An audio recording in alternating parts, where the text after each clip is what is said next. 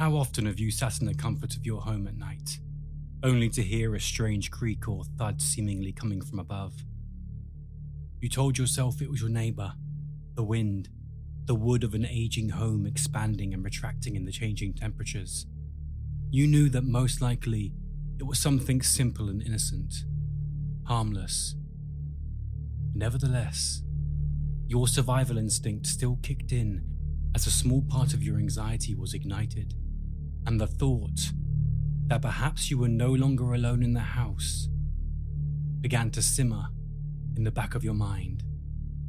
Almost every time this has happened over the history of humanity, the sounds that we hear have been nothing but what these innocent explanations suggest. But sometimes, and in some very troubling circumstances, it is the simmering voice in the back of their mind that was right. My name is Luke Mordew, and this urban legend is The Killer in the Attic.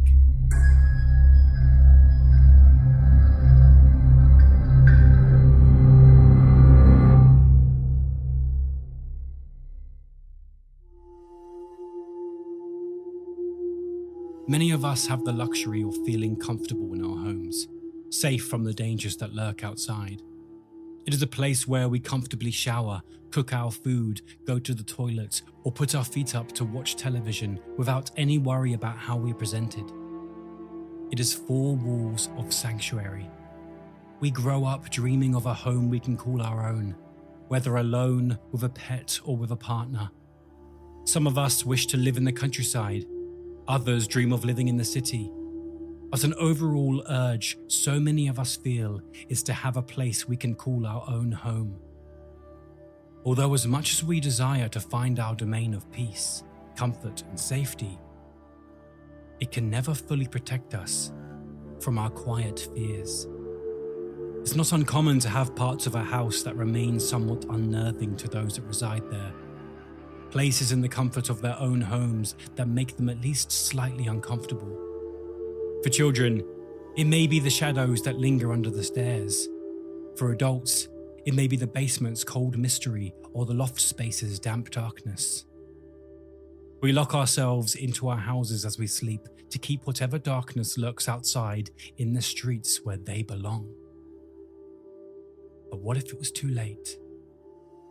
What if the darkness was already inside the house with you? In my telling of the story, we will follow Mary and Adam, a young couple who have recently become new parents, trying to enjoy life whilst also being responsible parents.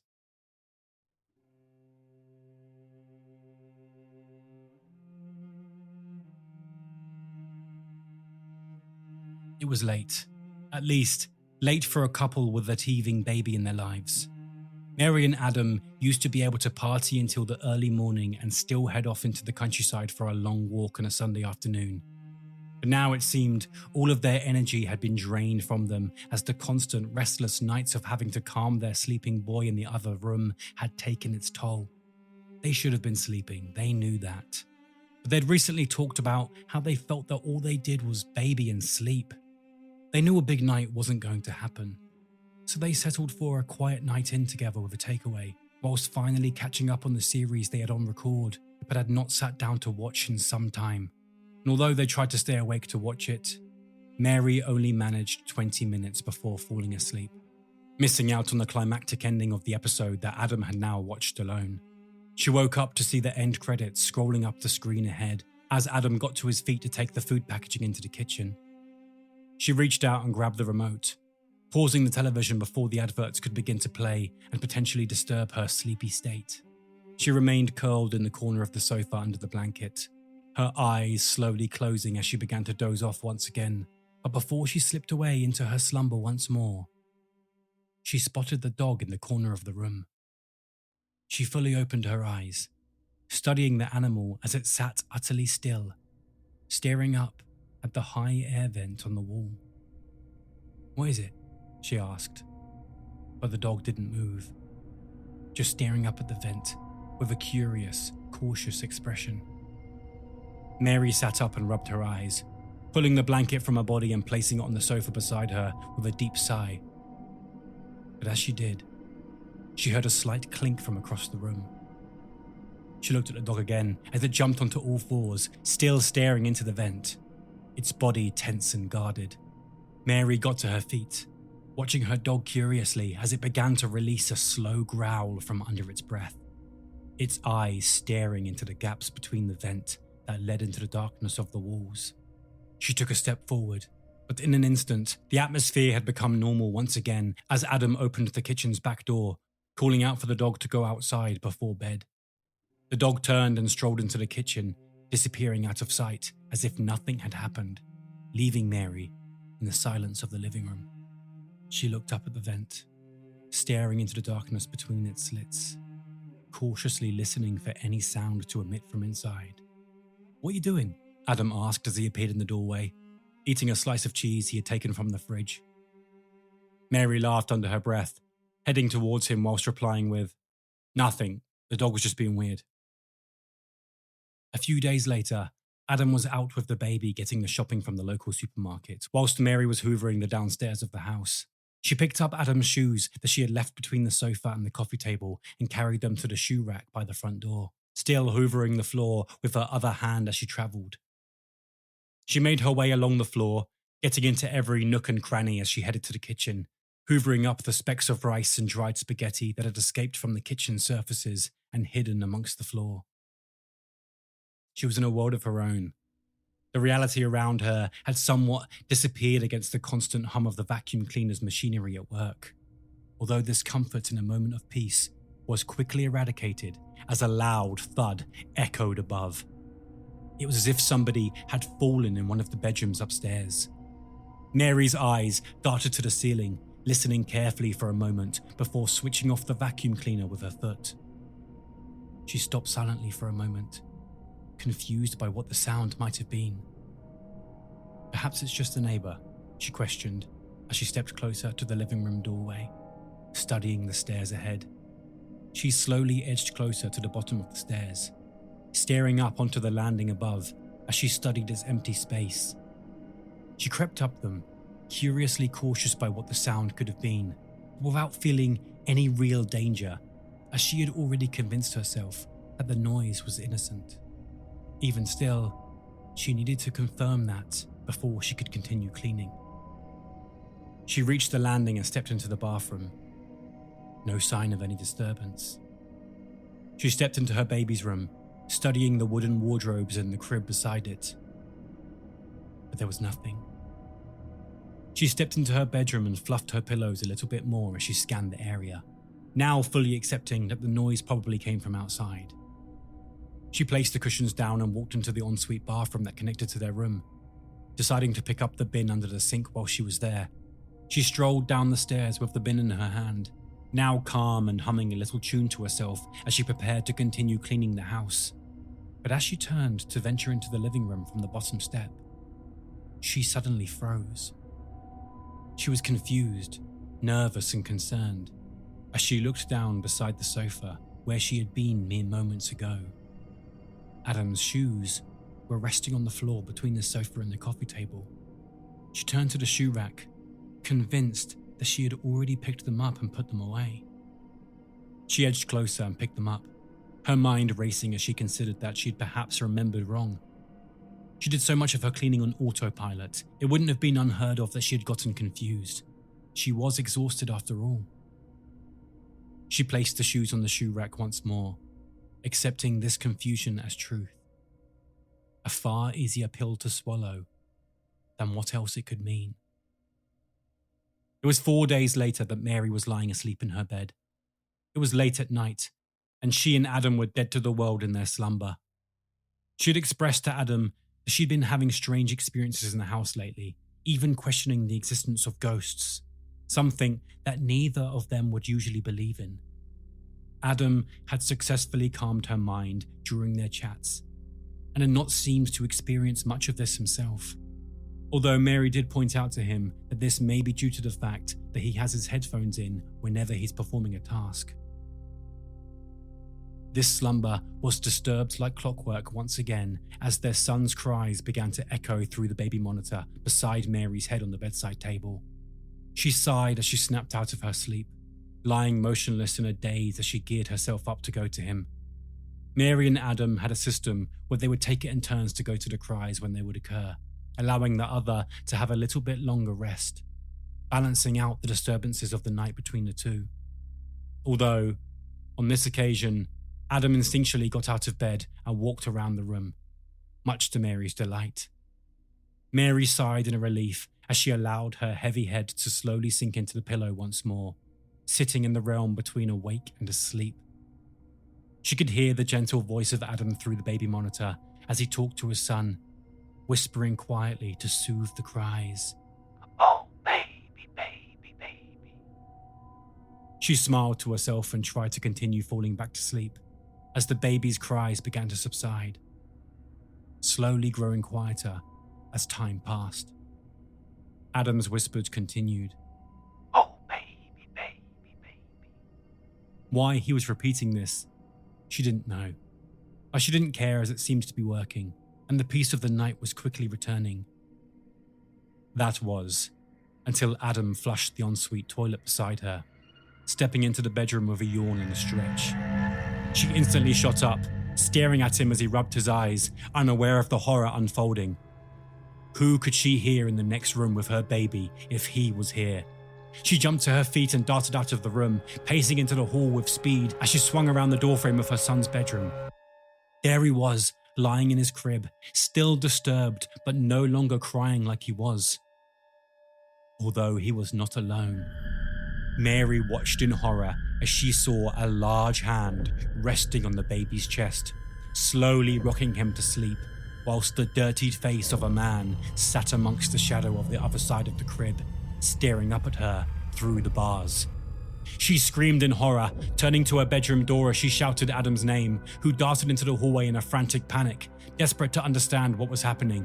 She pointed into the bedroom and exclaimed that somebody was in there with their son, but as she turned, he was gone. She dove inside, studying her baby and ensuring he was safe, lifting him out of the crib and holding him tight against her chest. Adam stepped inside, his eyes scanning the room as he prepared himself to fight to protect his family. But the man that Mary had seen seemed to have vanished. Only 20 minutes had passed, and the family were now standing in the front garden with their dog, waiting with great impatience and fear as 4 police officers entered the premises to look around. 2 studied downstairs, checking the living room and kitchen, whilst the other 2 ventured into the upstairs bedrooms, moving with great caution as they waited for a sign of this man's existence. They stepped inside the baby's bedroom, edging closer to the crib as they spotted the dirty print of a large hand on one of the pale blankets inside. The officer looked up, wondering where this invader could have gotten to in such a short amount of time.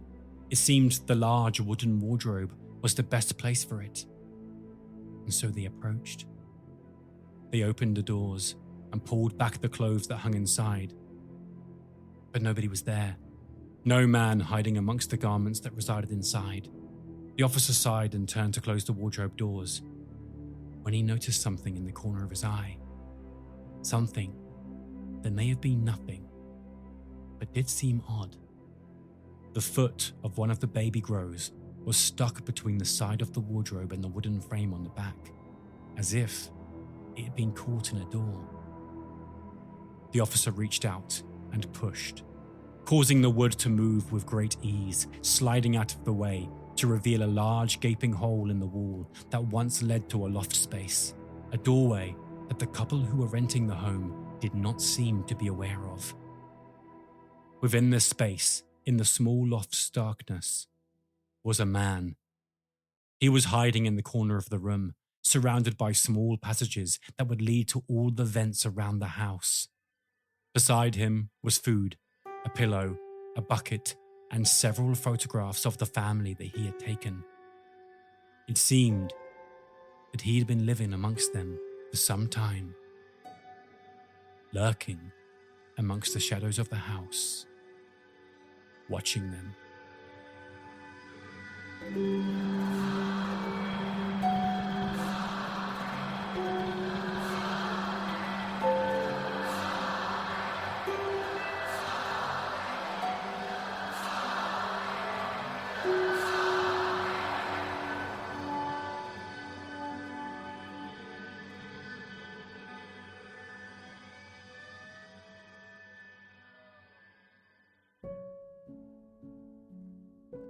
Stories of people living amongst the walls and loft space of others' homes have spread worldwide for many years now, with its eerie aspects bringing an unnerving sensation of the creeps to anyone who may be listening. The concept has made its way into several short stories, novels, films, and television shows over the years, most recently used as a twist in the 2016 horror film The Boy. The ending was considered a fun, surprising turn of events in the film's final moments.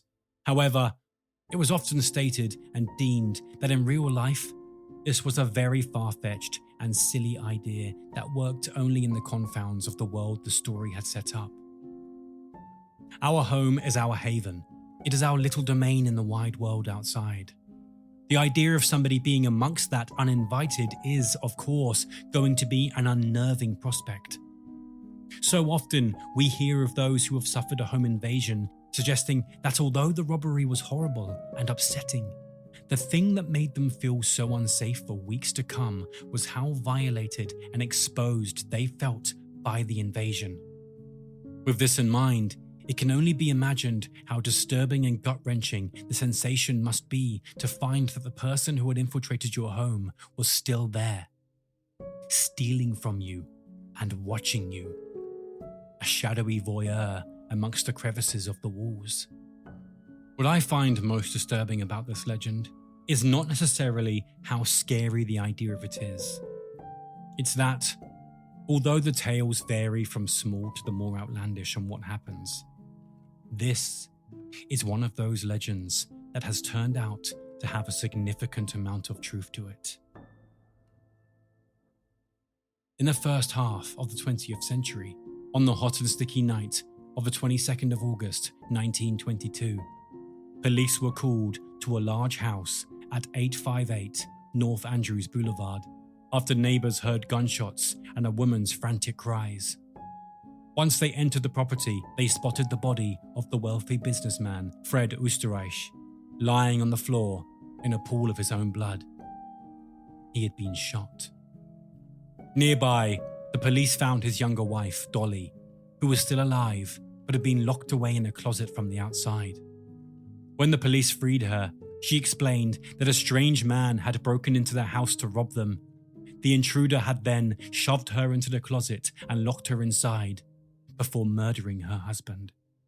What seemed strange to the officers, though, was that only the husband's watch was missing, and something about the crime just didn't seem right. That said, they accepted the story as the truth and continued with the usual paperwork of a robbery gone wrong, utterly unaware of just how right their initial instincts had been. Valborga Korschel, later known as Dolly Oosterreich, was in her 20s when she began a lurid affair with a 17-year-old boy named Otto after they had crossed paths when he came to their house to fix a broken sewing machine. Initially, they would meet wherever they could, including hotels and even her house whilst Fred was at work. Although, after a short while, the nosy neighbours began to ask questions, wondering why a young man was coming and going so frequently from their Milwaukee home. Dolly would explain this as being a visit from her vagabond half-brother, and although this lie was enough to keep the whispers at bay for a short while, Dolly knew that the neighbours' curtains would continue twitching at the sight of this young man's visits. And so, a strange plan was put into place by the two. Dolly had moved her young lover into the attic of her large home, where he would continue to live in secret for 5 whole years, quitting his job and distancing himself from all else around him.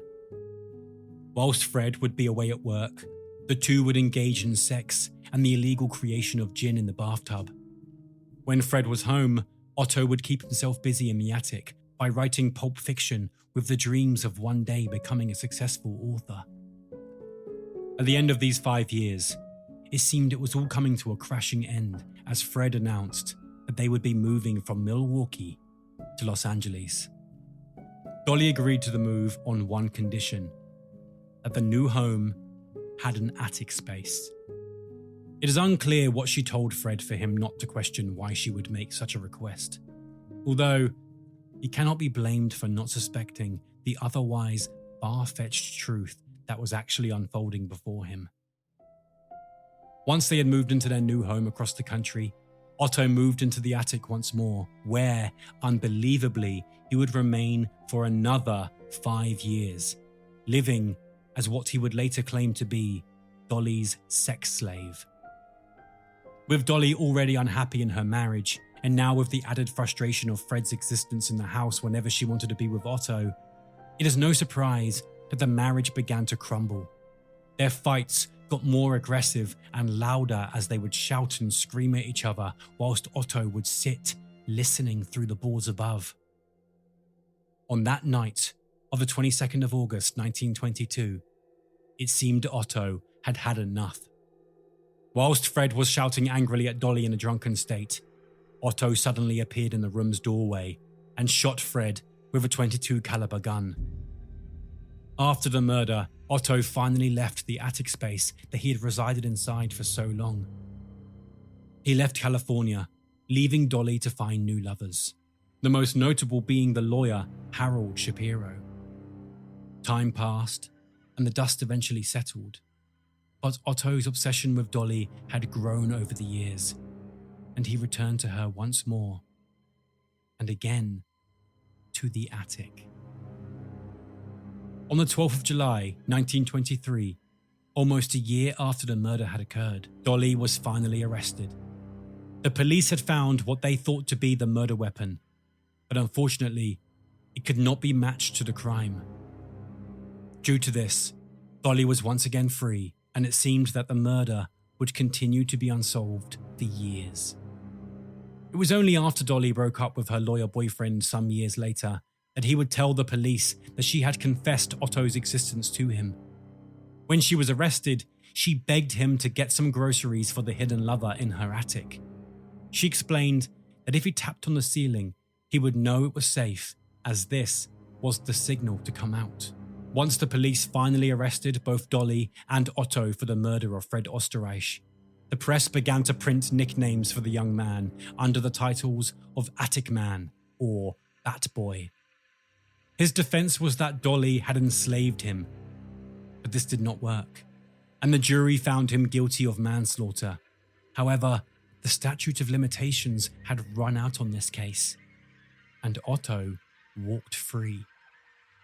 On the other hand, Dolly's trial ended in a hung jury, although she also walked out of court in freedom, meaning that not a single person served any time for the murder of Fred Osterreich. A couple of decades later, on the night of Friday, the 17th of October 1941, a concerned neighbour called the police, explaining that he was meant to have his neighbour Philip Peters around for dinner. However, he had not arrived, nor had he heard from him to cancel or reconvene. The police would arrive at the house to find all the doors and windows closed and locked with no sign of forced entry. When they got inside, they were welcomed by the corpse of Philip Peters, as the 73-year-old man lay lifelessly on the floor, bludgeoned to death by several objects. Philip's wife was in the hospital recovering from a broken hip, and thus was luckily safe and protected from the murder scene. Time passed, and the new widow was finally allowed to leave the hospital, where she returned home to live with a housekeeper to help around the house. While the mystery of what had happened to her late husband was still at the forefront of many minds around them, both women began to hear unusual noises. The strange atmosphere of the house, alongside an overwhelming sensation of not being alone, caused the housekeeper to eventually quit her job, believing that now the house was haunted. Soon after, due to many obvious factors, Mrs. Peters followed with her path, leaving the house for good as she moved to Colorado to live with her son. The house's haunting continued beyond their time in their home, with Mabel Burke and her 5 children who lived next door explaining that they would often see the lights inside the empty house going on and off throughout the night. This frightened Mabel so much that on one occasion she even walked to her neighbour's house baseball bat in hand, and knocked at the door. But nobody answered. Over time, the house had grown a reputation by some to be a house where pranksters sneak inside, whilst others saw it as a house that now was home to an apparition. The police would routinely check in on the house due to reports of disturbances from inside the four walls of the seemingly empty home. But they would find nothing of note. That was until the 30th of July, 1942. During a house check, one of the police officers heard a strange noise. A click or a clink of sorts, the sound of a lock shutting on the second floor above. The police officer ran upstairs as fast as he could, and to his surprise, he saw two legs as somebody was going through a trap door in the closet ceiling, disappearing out of sight. The police officer lunged forward and grabbed the intruder by the legs, pulling him out.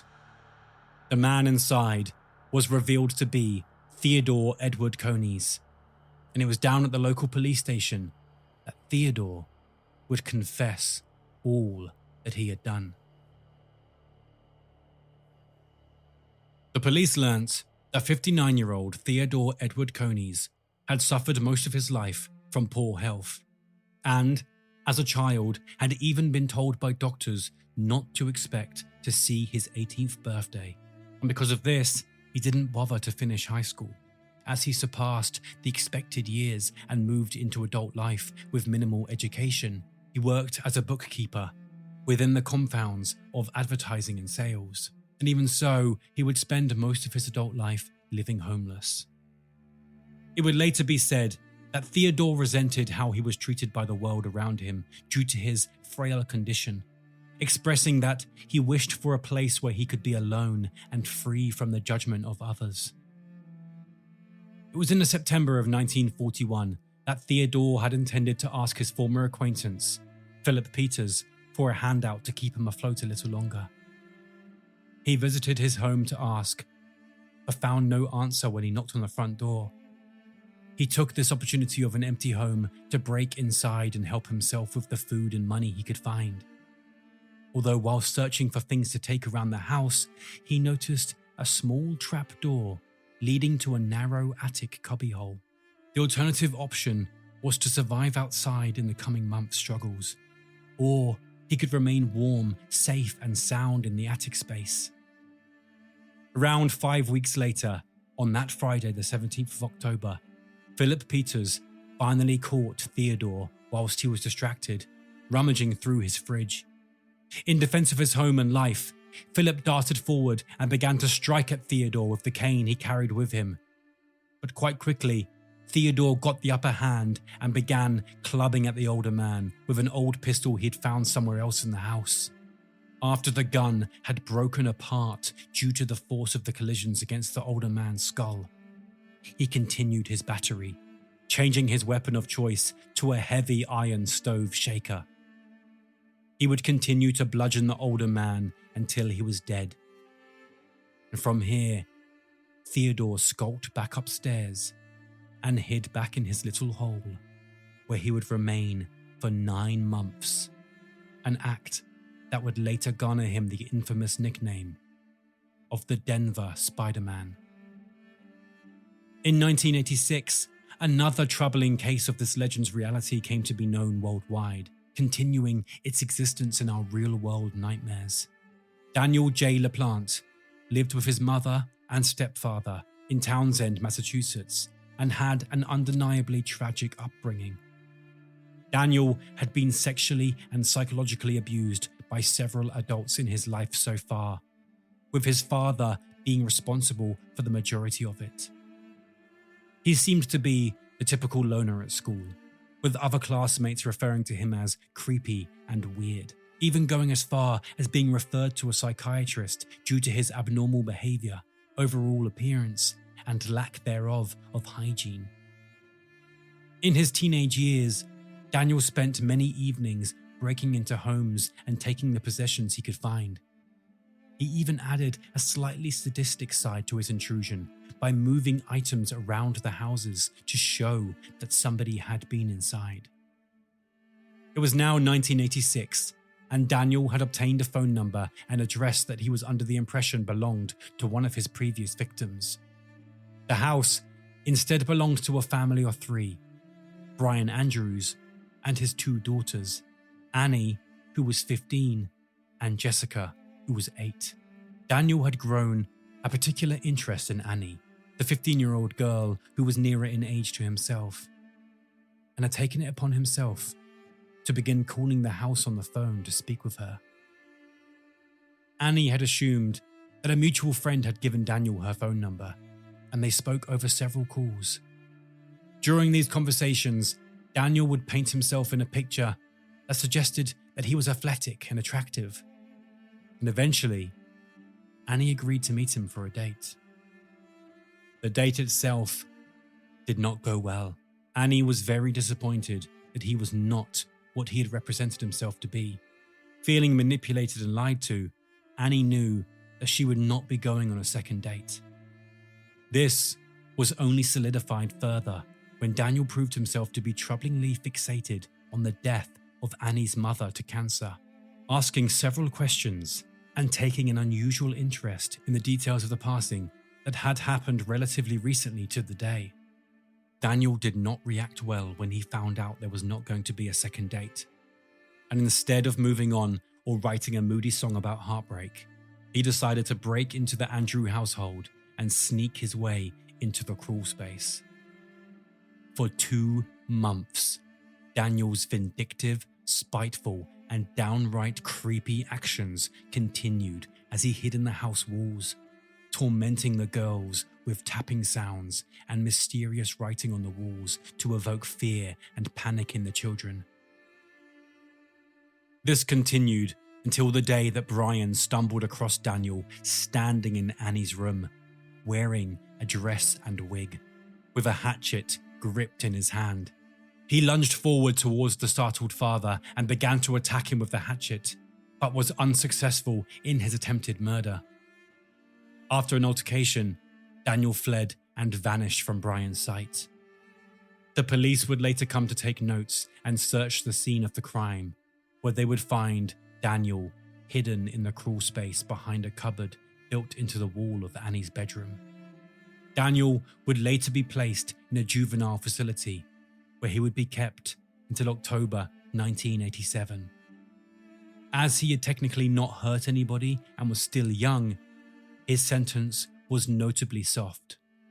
This would unfortunately not always be the case, as Daniel would later commit further burglaries and evolve into murder, some including the drowning of young children. There have been many accounts of people skulking in the darkness of our homes, living amongst the walls and watching us. More recently, a man in Japan set up a security camera in his home after growing puzzled by food mysteriously disappearing when he was asleep or at work. The cameras were connected to his phone and would ping him with any sign of movement in his flat. And when he checked it, he noticed somebody moving around back at his home, and he instantly called the police. When they arrived, they noticed no sign of anyone breaking in or out, so they began to search. And when they slid open the shelf closet, they found a small, homeless woman nervously inside.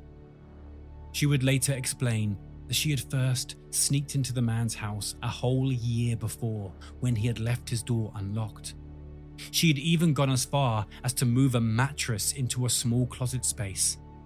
She even took showers whenever possible, with the police describing her as neat and clean. In 2012, a woman in South Carolina, known only as Tracy, began hearing strange sounds in her house. She also witnessed specks of insulation and nails falling from the ceiling, so she asked her sons and nephew to investigate. But when her son climbed up the attic hatch, he discovered a man sleeping inside the heating unit.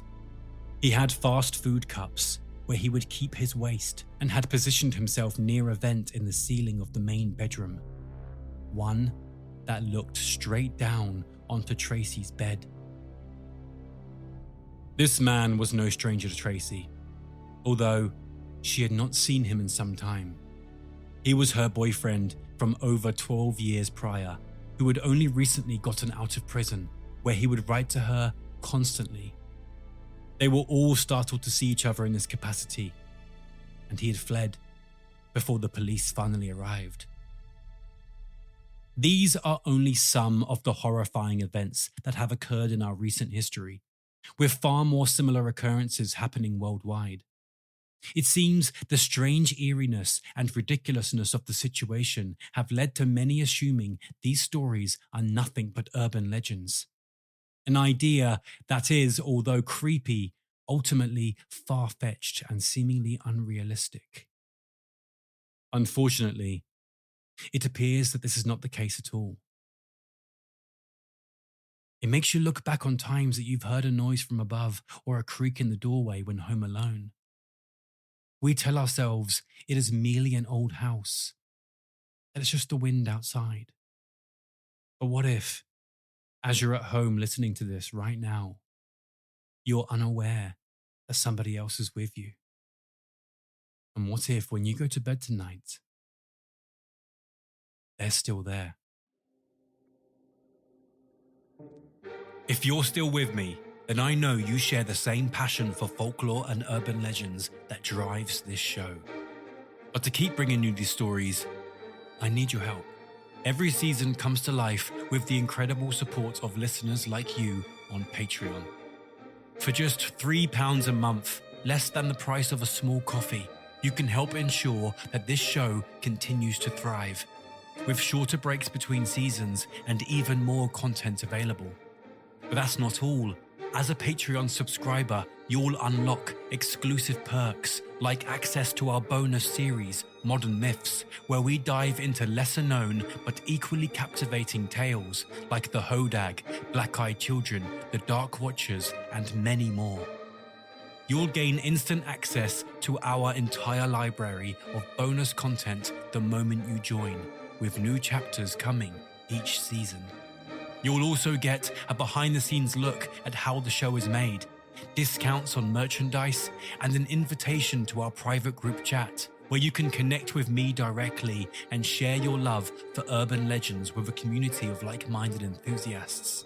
Plus, as a special treat, I randomly select patrons to feature in upcoming stories, so you might find yourself becoming part of the very legends we explore. Supporting us on Patreon isn't just about subscribing. It's about joining a team dedicated to preserving and expanding on our collection of folklore. Your contribution directly fuels the research, production, and growth of the show, helping us continue this incredible journey together. So, if you're ready to take the next step and become an integral part of the Urban Legends community, head over to our Patreon page via the link in our show notes and choose the paid subscription.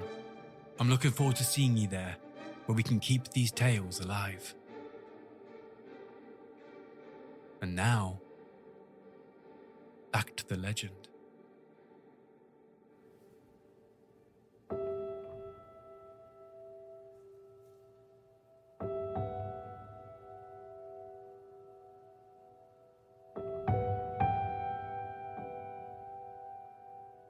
It was Friday the 31st of March 1922, when a notably gruesome crime occurred in connection to the events of our legend that has proven to be true. A German family named Hinterkaifeck and their new maid were found in their rural and isolated Bavarian farmstead, brutally murdered.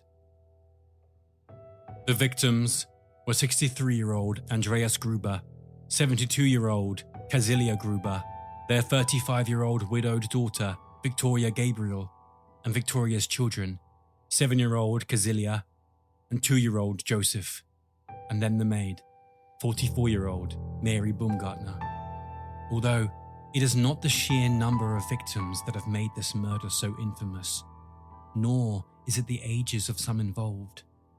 It is far more significant, far stranger, and far more disturbing than any of that. 4 of the bodies were found stacked up in the barn. The police concluded that they had been drawn into the barn one by one, where they were each struck dead with a mattock, a hand tool commonly used in farming, with a long handle and a broad head with a chisel on one end and a blade on the other. Although the story does not begin on this night, nor does it end here. And to know the whole picture, we must first head back in time, 6 months before the murders occurred.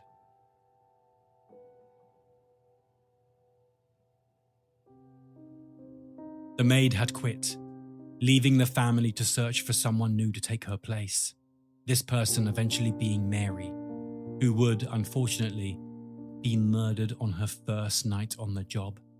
What is worth noting about this previous maid is not that she quit, but the apparent reason as to why. With it being widely claimed for some time that her reasons were that she had heard strange sounds coming from the attic above, and believed that the house itself was haunted. The police would also hear from the neighbours that the father of the house, Andreas, had expressed confusion and concern over strange incidents, including unexplained footprints in the heavy snow leading up and towards the farm, with none leading away, suggesting that whoever arrived did not leave. He would also explain that his keys had gone missing and that he had also found a strange newspaper in the house that did not belong to him. Even so, he declined to borrow a gun from one of his neighbours when they offered it to him in case he needed it. But before this had even begun, the family had already been caught in a twisted drama 7 years prior. Andreas had been sentenced to a year in prison, whilst his daughter was sentenced to a month. This was after the gruesome conviction of incest together in 1915. Police would later compile the best understanding they could muster of the events that occurred on the night of the murders. 2-year-old Joseph was murdered in his crib, whilst the new maid, Mary, was found in the living quarters, murdered inside. The rest of the family were led to the barn one by one, where they were attacked with the mattock. Investigators discovered 7-year-old Kazilia with clumps of hair in her hands and bald patches upon her head, concluding that she had ripped out her own hair. The theory was that she probably didn't die right away and may have torn her hair out as she lay, terrified and dying, next to the corpses of her grandparents and mother. The murders were grisly, disgraceful, horrifying, heartbreaking and macabre. But the strange mystery that had begun to build through the house for the past 6 months was not yet complete. The events that would later be known as the Hinterkaifeck murders had gone undetected for 4 days, with the police only finding the bodies on the 4th of April. This was primarily because during the days immediately after the murders, the chimney of the Hinterkaifeck household was releasing smoke. This indicated that somebody inside was continuing to use the fireplace. Thus, there was no need for anyone nearby to suspect foul play. Strangely, somebody had also gone out of their way to ensure the farm animals were all fed and looked after, even going as far as to milking the cows. The theory that the murderer had decided to stay in the house the days after the attack was confirmed when police discovered that somebody had recently been eating food in the family's home. Whomever it was that killed them all had made this house their temporary home, preparing meals and maintaining the farm around them. As the farm seemed to be running smoothly, nobody around them questioned when little Kazilia did not turn up for Saturday school. Nor did anyone show concern when the entire family were absent from church on Sunday. It was not until Monday, when Kazilia missed school again, that people began to notice that something seemed strange. Once the mailman expressed concern, noticing that nobody had picked up the letters he had been delivering over the weekend, the neighbours also began to worry about those that resided on the farm. 3 people from nearby eventually visited the farm to find some form of answers, and they were horrified to finally come across the battered and bloodied corpses of those in the barn, covered in hay. Over 100 people were interviewed during the intense investigation of the horrific crimes, but the perpetrator remains unknown to this day. You can look up the crimes and find far more information about the who's, what's, and where's of the entire investigation long after the murders, but no objective evidence was found. A year later, the farm was demolished. Nobody wanted to live there, and nobody wanted it to become a shrine of tragedy, so it needed to go. But during this demolition, 2 items were found, and although they led to no arrests or greater understanding of the night, it has been reported that they did help confirm some things. A penknife was found amongst the hay in the barn that seems to have been lost amongst it all in the investigation, bringing somewhat context to the notion of a needle in a haystack. More importantly, they found the murder weapon, as the mattock was finally discovered. Where? It was hidden up in the attic.